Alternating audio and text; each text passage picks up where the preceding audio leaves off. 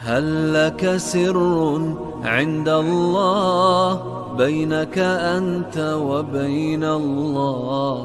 هل لك صدقات تخفى لا يعلمها إلا الله؟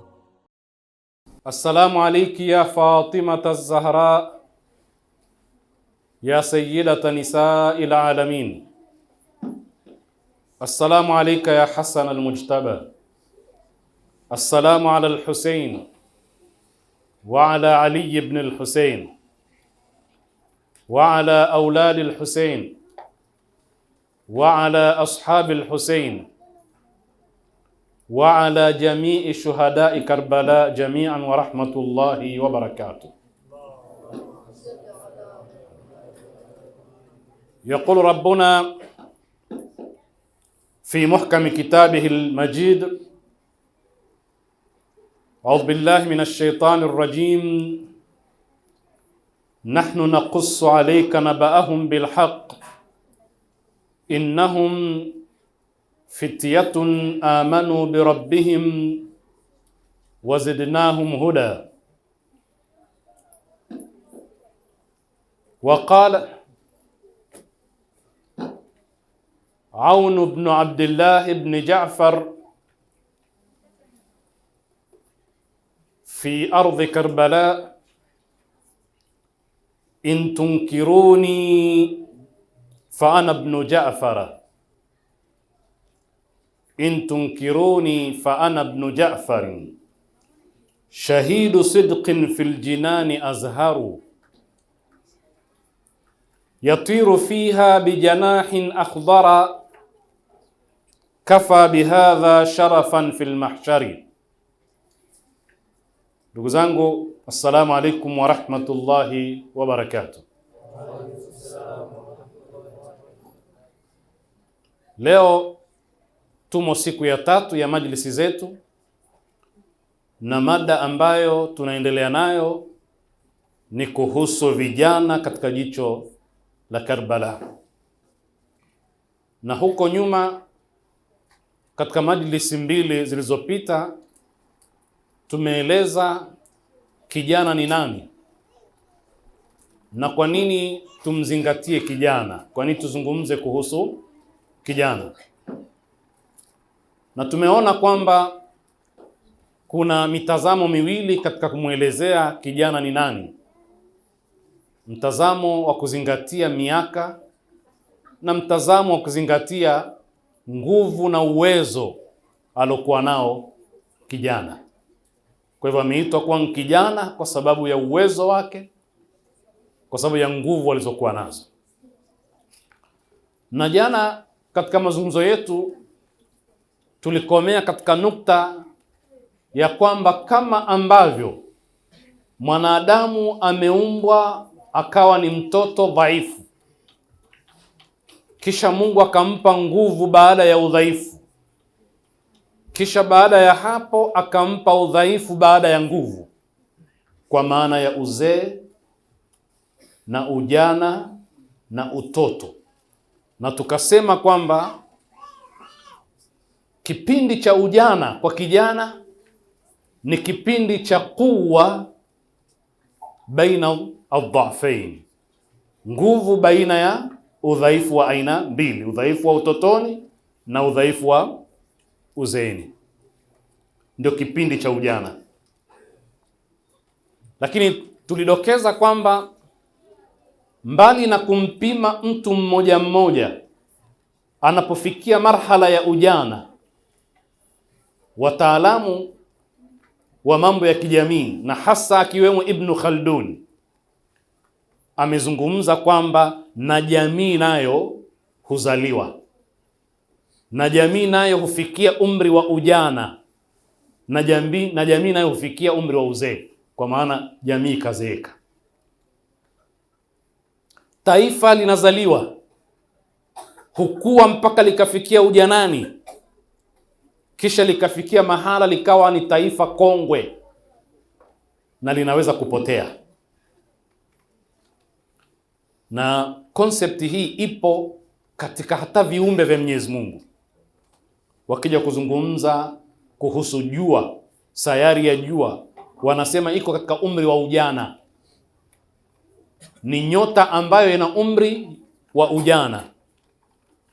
Kuna nyota ambazo ni kongwe zaidi kuliko jua, na kuna nyota ambazo zimeshatoweka, na kuna nyota ambazo ni changa zaidi. Na kama ambavyo mwezi unazaliwa unapendeza katika Badri, alafu unakwenda unatoweka. Kwa hivyo wataalamu wa mambo ya kijamii wamekwenda mbali zaidi kuelezea kwamba jamii vile vile hupitia marhala ya ujana. Ndio suala likawa kwamba sisi mataifa ya Afrika tuko katika kipindi gani cha utotoni au ujanani au uzeeni? Hili ndio swali tulouliza katika mazungumzo yetu ya jana. Wewe unadhani tuko katika kipindi gani? Na nimekupeni mfano wa taifa kama la Uingereza ambalo lilikuwa likisemwa katika miaka iliyopita kwamba ni taifa ambalo hapazami jua katika ardhi zake, kwa sababu linamiliki maeneo mengi katika dunia hii. Hata likizama jua kule Uingereza, kuna maeneo ya Uingereza ambayo jua linachomoza. Lakini nani anayezungumzia Uingereza leo hii ambayo imetawala Marekani? Marekani uhuru wao wa mwaka 1776 wameupata kwa kumuondoa Muingereza, sio? Kwa hivyo ni koloni la Uingereza. Lakini leo Uingereza tayari ishavuka marhala ya nguvu na uwezo, ujana. Sasa Uingereza ni taifa kongwe. Kwa lugha nyingine ni taifa babu, lishazeeka. Lakini mtazamo wa Ibn Khaldun ni kwamba kuna uwezekano wa taifa kuporomoka alafu likazaliwa upya tena. Na ndio maana leo ukizungumza umma wa Kiislamu uko katika marhala gani? Ya mtoto au ya ujana au uzee? Kuna wakati umma wa Kiislamu ulifikia katika kiwango na marhala unasema ni ujanani, na wataalamu wengine wanasema ni golden age, azamanu adhahabi, kipindi ambacho ulitawala umma wa Kiislamu dunia. Pale ni kipindi cha ujana, ukomavu wa umma wa Kiislamu. Sasa baadaye umeporomoka umma wa Kiislamu, umekuwa ni civilization kama vile kongwe. Tunachotakiwa ni kwenda mbio uzaliwe upya tena. Na nyinyi mnajua harakati za kuzaliwa upya, mazazi yana machungu. Msema akhadhaha almakhadhu fawaladatuhu. Almakhadhu ni yale machungu na maumivu ya uzazi. Kuzaliwa upya kwa umma kuna machungu yake, kuna kuingia theater, kuna minongono naisikia huko wakina mama kidogo, ni vizuri watulie isituchanganye. Kwa hivyo katika kuzaliwa upya kwa umma kuna machungu yake, kuna kuingia theater, kuna upasuaji, kuna mwanamke kusema ya laitani mitu qabla hadha, kwa sababu ya yale maumivu yani. Na wanaotaka kuzaliwa upya bila kupitia machungu haiwezekani. Yani jamii inataka izaliwe upya bila kutoka katika machungu fulani, ambayo baada ya machungu yale, kama yale ambayo manake hata yai la kuku lazima lipasuke, sio? Ndio kifaranga kitoke. Sasa umma hawezi kuzaliwa upya bila machungu. Na ndio tukasema mnaposherehekea mwaka mpya, hali yenu ikoje? Mmeridhika na hali yenu? Au maana ya mwaka mpya ni kuzaliwa upya, ni kutathmini hali yenu na kuweka roadmap, njia ya kwamba tunakwenda wapi, kutambua makosa na kasoro. Lakini na wewe mmoja mmoja katika Waislamu, kwa nini mwaka mpya ukufanya ukajitathmini kwamba mimi naondokaje hapa sasa? Huu mwaka naazimia nini? Kwamba tangu umeingia mwaka huu una maazimio mapya, kwamba salatu subhi haitonipita, mimi nitakuwa nikifunga sunna mwaka mzima, Alhamisi na Jumatatu, mimi sitosengenya kuanzia mwaka huu.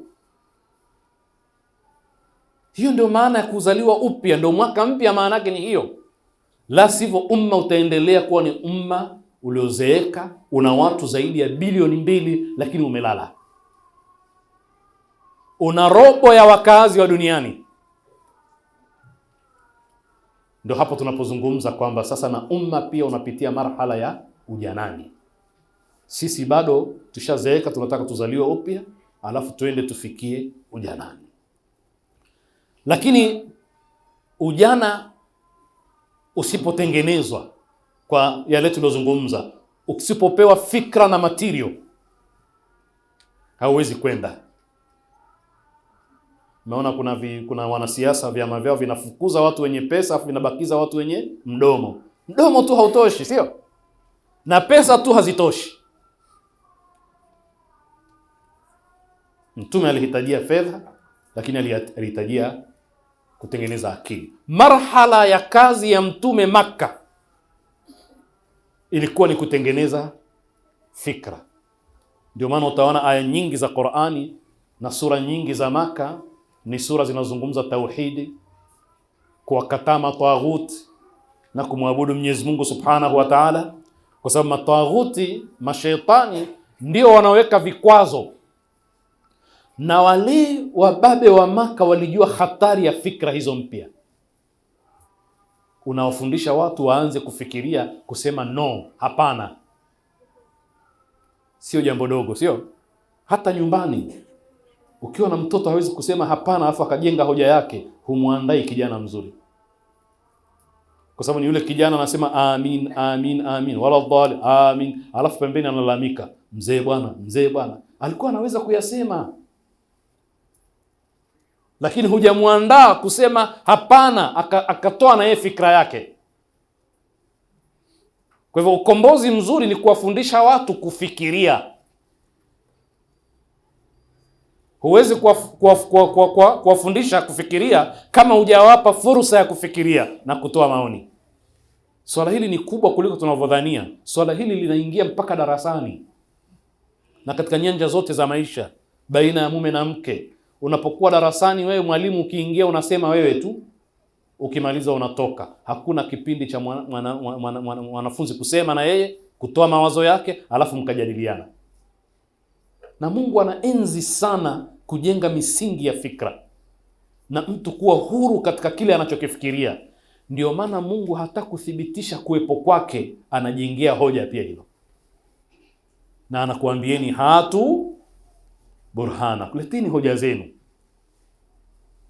Kisha Mungu anajenga hoja kwamba yeye kwa nini yupo na kwa nini yeye ni mmoja. Unadhani ilikuwa kuna haja hilo? Ilikuwa inatosha tu kwamba yeye ni Mungu, ukitaka ni Mungu, usitake ni Mungu. Lakini Mungu mwenyewe ukisoma Qur'ani yote anajenga hoja ya kwamba yeye ni Mungu na anakupa vielelezo. Alafu anakuambia na wewe jenga hoja. Alafu na wale waliojenga hoja za kumthibitisha yupo, katoa historia yao, kainukuu, kasimulia ndani ya Qur'an. Ili nini? Ujifunze kwamba namna gani Mungu anaenzi wanaotoa hoja. Alam tara ila alladhi hajja Ibrahima fi rabbih an ataahu Allahu almulk idh qala Ibrahimu rabbi alladhi yuhyi wa yumitu qala ana uhyi wa yumitu qala Ibrahimu fa inna Allaha ya'ti bishamsi min almashriq fa'ti biha min almaghrib fabuhita alladhi kafara wallahu la yahdi alqawma adh-dhalimin. Ana nukuu mjadala, sio? Na anazitoa hoja zilizotolewa kwamba na wewe ujifunze namna gani watu wanajenga hoja. Fikra iwe huru na utoe mawazo na maoni, sio? Na yule aliyetaka, manake Mwenyezi Mungu Subhanahu wa Ta'ala kamuumba Adam, na kabla hajamuumba ametoa hoja kwa malaika, inni ja'ilun fil ardi khalifa. Alafu na wao akasema atajalu fiha man yufsidu fiha wa yasfiku dimaa wa nahnu nusabbihu bihamdika wa nuqaddisu. Unadhani kama hawajui sifa ya Mungu ya kuwaachia watoe maoni yao, wangetoa maoni ya sampuli ile? Malaika wanamwambia Mungu, Mungu vipi bwana? Hii ni lugha yangu tabani. Unataka kumweka katika dunia hii atakayeleta uharibifu na kumwaga damu. Alafu Mungu alikuwa anatosha kusema shika adabu yako, mimi ndio Mungu, kama tunavyofanya sisi wazazi, sio? Nikisema nyamazeni. Lakini Mungu hapana, kabe inni a'lamu ma la ta'lamun. Kisha akawafundisha kwamba kwa nini kivitendo. Akawafundisha kwamba Adam ana mambo ambayo ni bora kuliko nyinyi. Anbiuni bi asma'i haula'i in kuntum sadiqin. Hebu niambieni majina ya vitu hivi au ya hawa ikiwa nyinyi ni wa kweli katika hoja yenu. Na subhanaka la ilma lana illa ma 'allamtana. Kwa hivyo mmeelewa kwa nini nimemuumba huyu. Sasa sio hivyo tu. Wa idh qulna lil malaikati isjudu li adama. Sio tu kwamba huyu bwana anayemuumba atakuja kwa ajili ya kazi ile ya ibada, lakini nyie msujudieni. Halikuwa jambo dogo Sasa hiyo ndio tabia ya Mungu. Sasa kijana anaandaliwa hivyo. Na Qur'ani imejaa mifano ya sampuli hiyo mingi. Katika maana za kijana, kama vile Waswahili wanavyosema, kijana ni moto, ni maji ya moto. Kijana ni mtu ambaye anaendeshwa na hamasa zaidi. Kijana ni mtu mwenye pupa, mwenye haraka ya mambo, sio? Sifa ya kijana ndio hata neno shabba linaweza kutumika kwa kusema shabbatin niran, kwa maana moto umewaka. Indala'at wa washta'alat. Lile neno shabab, shabun, shabba, na Waarabu wakasema man shabba ala shay'in shaba alayhi. Hii ni maana nyingine. Man ansha'a wa nasha'a ala shay'in shaba alayhi. Atakayekulia katika tabia fulani ikakita, atazeeka nayo. Kwa kuna maana ya kuwaka kwa moto, kuna maana ya kukulia na ile maana ya asli siku zote ina maana sana katika maana ya kiistilahi. Kijana maana yake inatokana na kukulia katika mazingira fulani. Kijana ina maana ya kuwaka moto na kitu chenye joto, moto moto, chenye mhemko, chenye hamasa, chenye haraka. Na kuwasha moto sio lazima uwe moto tu. Unaweza kuwa ni moto wa mapambano, moto wa vita, sio? Na Waarabu wana msemo huo, niranul harbi. Hakuna moto pale, lakini maana yake ni kwamba jambo linapokuwa moto moto hutumika neno shabba. Lakini kijana anatakiwa awe hivyo, lakini atumie akili, asiongozwe na hamasa tu. Na katika maana ya kijana ni fata. Ndio tumesoma aya, innahum fityatun amanu bi rabbihim wazidnahum huda. Mnajua ashabul kahfi walifanya kazi gani? Walikuwa wanapigania ukombozi wa jamii yao, wanapigania mila na desturi ya Kiislamu. Innahum in yadhharu alaykum yarjumukum au yu'idukum fi millatihim. Walipokuwa wameamka katika lile pango, wakaamua, wakabishana muda walokaa, kisha wakasema fab'athu ahadakum biwariqikum hadhihi ila almadina, mtumeni mmoja na pesa hii mjini akanunue chochote kile chakula. Walishauriana faliyatalattaf, aende kwa umakini bwana, ili asijulikane, kwa sababu innahum in yadhharu alaykum yarjumukum, wakikujueni jamii ile watakupigeni mawe. Ilikuwa ni katika adhabu mbaya sana kumpiga mawe mtu mpaka afe. Lakini vile vile yu'idukum fi millatihim, au watakurejesheni katika nini? Mila yao. Ina maana nyie mmekimbia nini? Ile mila. Nyie mnapambana dhidi ya ile mila. Lakini sasa hao jamaa mkikosea mambo yenu ya kiufundi, watakukamateni, watakurejesheni katika mila. Mapambano yenu ya ukombozi hamtofanikiwa tena. Hawa wanaitwa fityatu, vijana. Lakini neno fata linatokana na nini? Wanasema wataalamu, fata ni ashajaatu, yani quwwatu shababi, ushujaa na nguvu za kijana, ndio maana ya fata. Ndio Qur'ani imetumia neno hili sana katika mapambano. Vijana, fata ni kijana, lakini si kijana tu, ni kijana shujaa, ni kijana mwenye sifa ya ushujaa, ni mwenye kupambana. Ndio maana ya fata. Ukisoma Qur'an utaona sana katika aya nyingi. Lakini Ibrahim alayhi salam, mpambanaji akiwa kijana. Mnamfahamu Ibrahim, harakati zake tangu akiwa kijana, sio? Anapigana yeye mwenyewe. Mna lugha yenu nyie vijana mnasema kwamba mtu mwenyewe yeye ni jeshi kamili, sio? Alikuwa ni jeshi, mtu mmoja. Watu wote hawana imani ila yeye. Anapigania manhaji mpya, anataka ukombozi. Jamaa wamekwenda mnadani, yeye kaamua kupambana na masanamu, sio? Mpaka Lut akaja kumwamini, wa amana lahu Lut. Lakini neno fata Mungu kalitumia kwake. Walipokuja wakakuta masanamu yote yamevunjwa vunjwa, ila sanamu moja limewekewa shoka katika bega.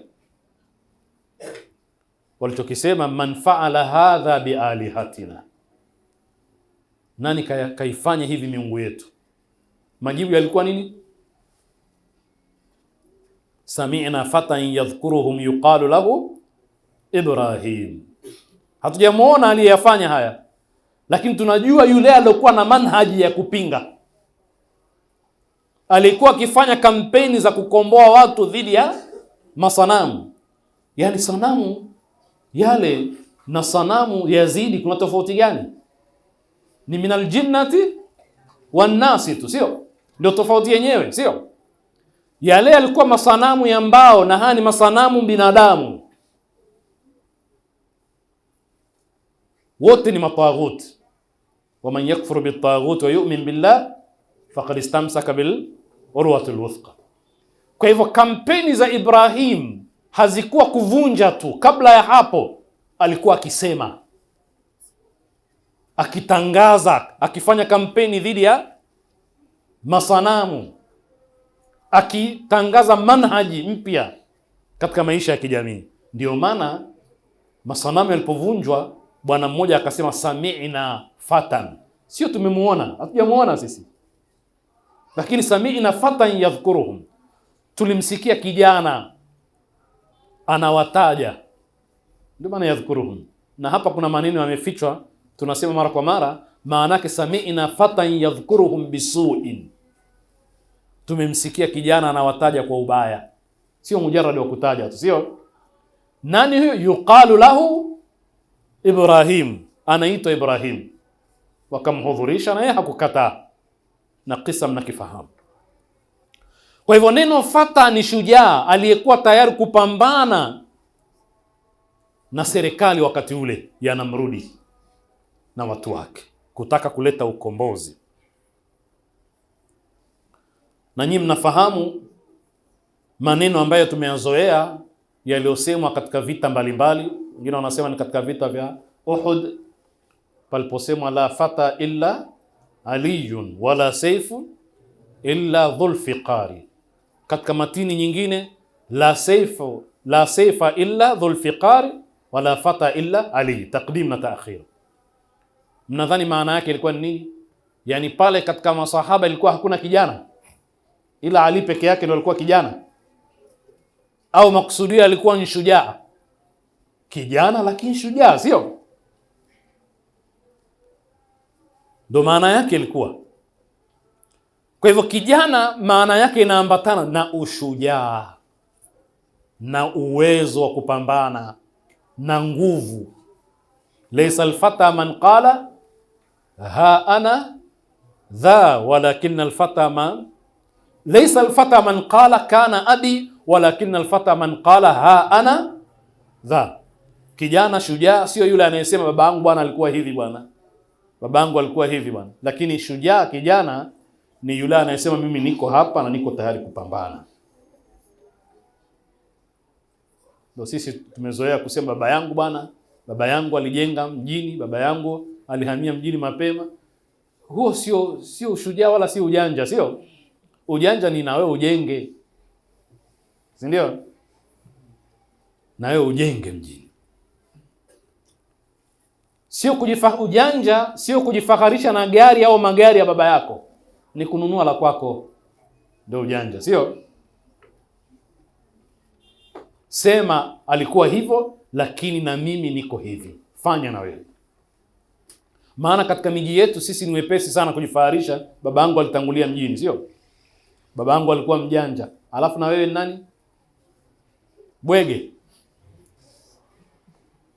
Hakuna miji mipya na wewe ukaanzishe mji ili kesho mwanao aseme babangu alifanya hivi. Kwa nini mnabanana pale pale vijukuu mpaka vitukuu? Mnamsifu tu yule babu, lakini nyinyi hamjengi. Sasa ushujaa wa wazazi wako utakuwa na maana na wewe ukiwa shujaa, sio? Na ndio maana ukirudi hata katika shairi tuloisoma ambayo ni maneno ya nani? Ya Jaafar, ya Aun ibn Jaafar. Yeye ni Aun ibn Abdullah ibn Jaafar. Mnamjua nani huyu Aun? Bibi Zainab alayha salam katika ardhi ya Karbala alikuwa na watoto pia, watoto ambao wameshiriki kumnusuru, kumpigania mjomba wao ambaye ni al-Imam al-Hussein. Kwa sababu Zainab mume wake ni Abdullah ibn Jaafar, na Abdullah ibn Jaafar ni yule Abdullah ibn Jaafar at-Tayyar. Alikuwa na watoto wawili katika ardhi ya Karbala, mmoja akiitwa Muhammad ibn Abdullah ibn Jaafar na mwingine akiitwa Aun ibn Abdullah ibn Jaafar. Hawa wametoka kwenda kumnusuru al-Imam al-Hussein, vijana, na waliagizwa na nani? Na baba yao ambaye ni nani? Abdullah ibn Jaafar ibn Abi Talib. Walikuwa katika ardhi ile vijana. Sasa huyu Auni alipokuwa anajiandaa kuingia katika mapambano, jeshi liko upande wa pili la Yazid, alisema maneno haya: in tunkiruni, ikiwa hamunitambui, hamjui mimi nani, fa ana ibn Jaafar, ana ibn Jaafarin, fa ana ibn Jaafarin, mimi ni mtoto wa nani? Jaafar. Jaafar yupi? At-Tayyar. Na katika lugha ya Kiarabu babu anafaa kuitwa mbaba, sio? Yeye ni mjukuu huyu, lakini anajifakharisha na nani? Na Jaafar. Fa ana ibn Jaafarin, in tunkiruni fa ana ibn Jaafarin, shahidu sidqin fil jinani azharu, shahidi wa kweli Jaafar, ambaye fil jinani, yuko katika pepo, anapendeza, anavutia.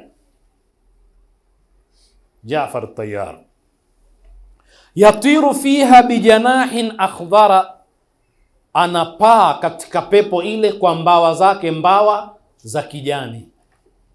Maanake alipokatwa mikono yake katika vita, Mtume sallallahu alaihi wa alihi wasallam ndiye aliyesema kwamba Jaafar anapaa peponi kwa mbawa zake.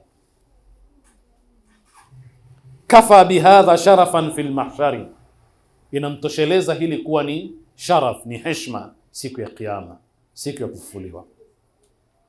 Huyu hakujifakharisha tu na wazee wake, lakini aliingia katika maidani, sio? Aliingia kupambana. Na ndio heshima hiyo, kwamba wazazi wako walikuwa watukufu na wewe unafanya utukufu gani? Wazazi wako walikuwa na uchumi mzuri na wewe unajenga uchumi gani? Unakuwa ni mtu wa kwanza katika familia kufanya jambo jipya zuri. Kama ni degree, wewe wa kwanza kupata degree katika familia. Manake sekta ziko nyingi, sio? Unaweza ukawa wa kwanza katika familia kuwa na uchumi mzuri kuliko wote, wa kwanza katika familia kuwa na nafasi ya kisiasa kuliko wengine, sio? Fanya jambo jipya, usibaki kujifakharisha tu na Waarabu walikuwa na maradhi haya. Mpaka katika hija wanakaa vikundi vikundi kujifakharisha tu, wazee wetu, mimi mzee wangu alikuwa fulani, sisi tulikuwa watu fulani. Mpaka Mungu akawaambia, fa idha qadaytum manasikakum fadhkurullaha kadhikrikum abaakum au ashadda dhikra faminan nasi man yaqulu rabbana atina fid dunya wama lahu fil akhirati min khalaqin wa minhum man yaqulu rabbana atina fid dunya hasana, mpaka mwisho. Kwa hiyo mpaka katika hija walikuwa wakikaa vikao vyao kujifakharisha wazee, mimi nilikuwa hivi, baba yangu alikuwa hivi, babu yangu alikuwa hivi, sisi ni ukoo fulani. Na tukitizama maimamu tumeona wakisema hayo, lakini yalikuwa hayaishi katika kujifakharisha tu, ilikuwa na wewe kutenda kama walivyotenda wazee wako, sio kufanya kama walivyofanya wazazi wako. Ndio utaona Imam Ali alikuwa shujaa na kazaa mashujaa, kajukuu mashujaa, sio kama kina Al-Qasim ibn al-Hasan, kama kina Al-Aun ibn Abdullah na wengine. Kwa hivyo vijana wa Karbala miongoni mwao alikuwa ni huyu bwana mkubwa Aun, na yeye alitoka kupambana katika hali kama hiyo, na hiyo ndio maana ya al-futur.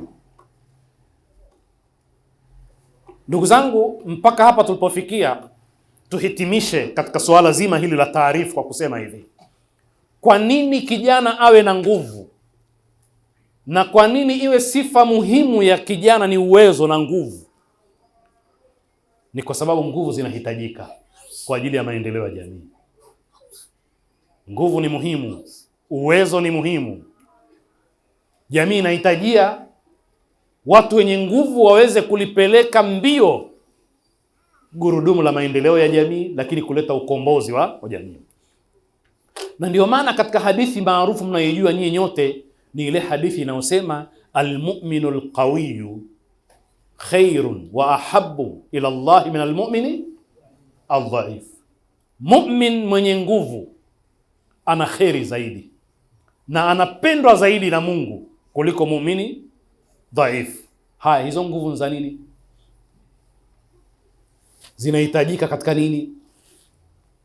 Ni kwa sababu nguvu zitasaidia kutetea haki, kupigania haki, kupambana dhidi ya dhulma na dhalim. Wa ila hizo nguvu hazina maana. Ndio maana Mtume akamsifu muumini mwenye nguvu na kwamba anapendwa na ana kheri nyingi. Kwani Musa alayhi salam alipompiga bwana yule ngumi akafa, ilikuwa ni mazingira gani yale? Si ya dhulma, kwamba mtu anamdhulumu mwenzake, yeye akaja kumtetea madhulumi, sio? Ndicho alichokifanya. Istansarahu, aliomba msaada. Wewe leo hii hata katika amru bil ma'ruf na nahy anil munkar tumeambiwa kuna darajati.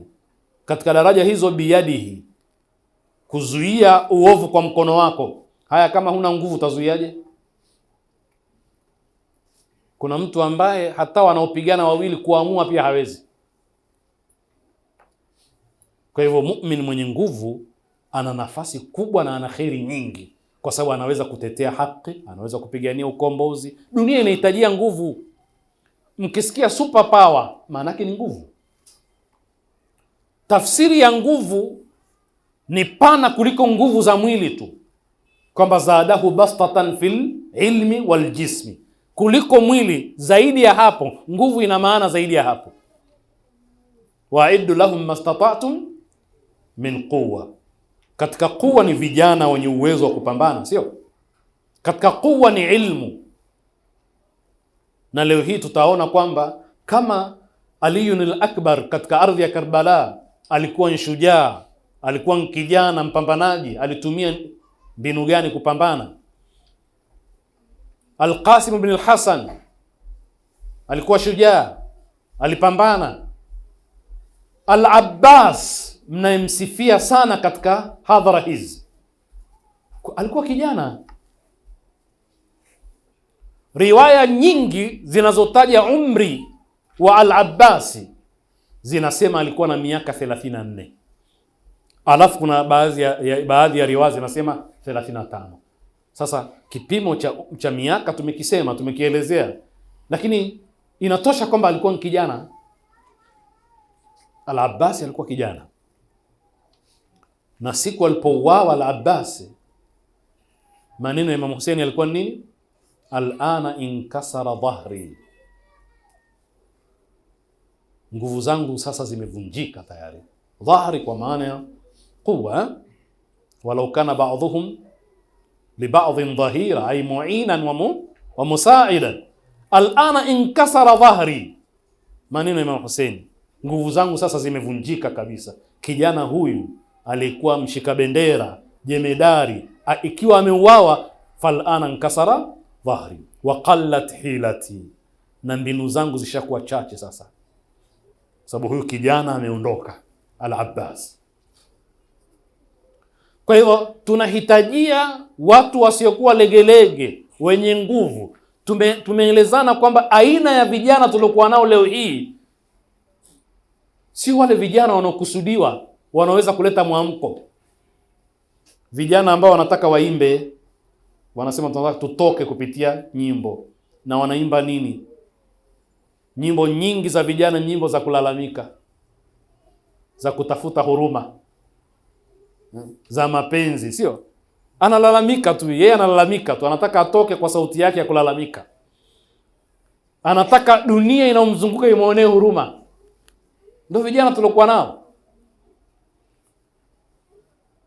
Sasa angalau angekuwa hivyo, lakini kichwani ana kitu, sio? Pia hawana fikra. Ndio aina ya vijana tuliokuwa nao. Kijana anaweza kukaa hapa mate mpaka yakadondoka chini kutoka kinywani kwake, hana habari. Unamtaka alete ukombozi wa umma? Kwani hamwajui hao vijana, sio? Ndio aina ya vijana tuliokuwa nao. Kwa hivyo lazima umma utengeneze vijana, uwape silaha zote za kuweza kupambana. Kama Aliyun al-Akbar aliingia shujaa akapambana vile, wewe unahitajia ushujaa gani leo hii kupambana? Unahitajia ushujaa. Kina Aliyun al-Akbar wanatakiwa wabebe silaha za kisasa, sio? Mapambano yako wapi? Medani za mapambano ziko nyingi, sio? Siku hizi mapambano mengine ya kwenye mtandao. Haya, wewe huna ala za kuingia kwenye mtandao, ukasema mambo, ukajibu jambo, ukapeleka mawaidha, ukakosoa vitu. Haya, wewe ushujaa wako unataka uwe wapi? Unaupeleka wapi? Kwa hivyo kila zama zina silaha zake, zina mbinu zake. Tunahitajia vijana ambao wanaweza kusoma mazingira ya sasa, wakawa mstari wa mbele kupambana. Asilimia kubwa ya vijana wametuweza, kwa sababu kwenye mitandao wanavyoviposti na kutuma, wametuteka sisi sote. Mambo ya kipumbavu, ya kijinga. Tutakuja kuona huko mbeleni kwamba namna gani kijana amedhibitiwa kupitia mambo ya kipumbavu. Na ile algorithm kila ukifungua unaona la kipumbavu moja linakuja, la pili, la tatu. Katizameni wale wenye follower wengi wanafanya nini? Si vituko tu. Sitaki kutaja majina kwa sababu kuna taratibu za kisheria, lakini mnawajua kwa majina. Hapa Tanzania yule ana followers milioni 2, wengine mpaka karibu milioni 100. Ni kitu gani kimemfanya awe vile? Katizame anafanya nini? Anaelimisha, anafundisha, au anafanya vituko? Ni vituko tu. Ndio utajua umma ukoje. Unashabikia wenye vituko. Lakini katizame mawaidha yana watu wangapi? Katizame elimu ina watu wangapi? Maana wewe ukitaka sasa hivi ujifunze Kiingereza, ujifunze Kifaransa, ujifunze sio Kijerumani, Kiarabu, chochote kile, ukienda kwenye mitandao unachagua tu mwenyewe mwalimu mzuri, sio? Nani katika nyinyi anatumia muda huo? Hata angetumia robo tu ya muda anaotizama vituko, pia ingemsaidia sana, angekuwa amepiga hatua. Lakini hatufanyi hivyo. Ukitaka sasa hivi, unaona hivi vilemba vya mashehe zetu, ukitaka usome hapa upate hicho kilemba, unaweza kusoma sasa hivi. Mashehe wameshakuwekea msingi. Haya, baada ya hapo sasa wewe nenda mbele. Utasoma yale yote ambayo yanampa mtu kilemba kupitia mtandao. Wangapi wanasoma? Sasa lazima tumuelewe kwamba kijana wa sasa hivi anatakiwa awe na silaha gani za kupambana. Medani ya vita sasa hivi iko wapi? Haya yatatusaidia sana katika mapambano yetu ya ukombozi wa Kiislamu. Tunahitaji tujikomboe, turudi upya katika Uislamu. Sasa tunapokwenda sisi tunahitaji kuashiria nukta ambazo tunajifunza kupitia vijana wa Karbala. Leo nitahitaja nukta namba 1 kabla hatujaingia katika mazungumzo yetu yajayo insha Allah. Nayo ni upendo na unyenyekevu uliokuwa kwa vijana kwa watu wazima wao katika ardhi ya Karbala. Hili inatakiwa tulimurike na tutizame kijana wa sasa hivi yukoje katika jamii ambayo ina viongozi, ina watu wazima wake. Na kufaulu kwa vijana wa Karbala kulitokana na moja katika sifa ni hii, ambayo leo hii kijana wa sasa hivi hana sifa hiyo. Hana sifa hiyo kwa mwalimu wake, hana sifa hiyo kubwa zaidi kwa wazazi pia. Na akionyesha heshima kama vile amelazimishwa tu. Ndivyo vijana tulikuwa nao, ndio tabaka tulikuwa nalo sasa hivi katika jamii zetu. Leo nitakomea hapa. Nas'alullah al-auna wat-tawfiq lima yuhibbu wa yardah, innahu waliyyu at-tawfiq wa bihi nasta'in, walhamdulillahi rabbil alamin.